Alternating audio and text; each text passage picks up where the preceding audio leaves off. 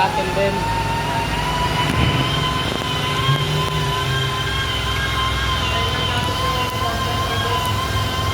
Ayan guys, good morning. Ayan, meron tayo ngayon ditong Chevrolet Tahoe. So may umiingay kanina sa sakyan, so binuksan namin yung engine.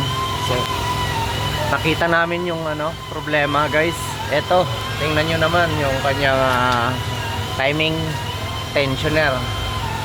Dinurog-durog na. Siguro may nagkarpenter dito sa loob. Yan wala na yung kanyang slider dito. Ayan. So papalitan natin yan. Pati yung kanyang mga gasket sa oil pan, pinalitan din natin. So nandito yung kanyang oil pump. Ayan. So tatanong natin sa customer kung kaya ng budget para mapalitan din natin yan. At saka yung oil seal dito sa likod, yan yung mga kailangan natin palitan. Basic.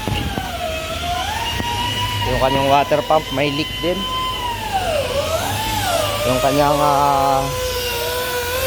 oil pan, yan yung paglinis namin, para ng paglilinis namin guys. Basic na basic.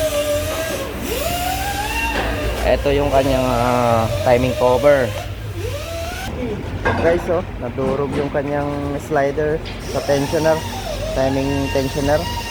So posible talaga na dito iingay kasi tumama na yung kanyang tensioner sa kadena niya. Ayan, mga mekaniko dyan.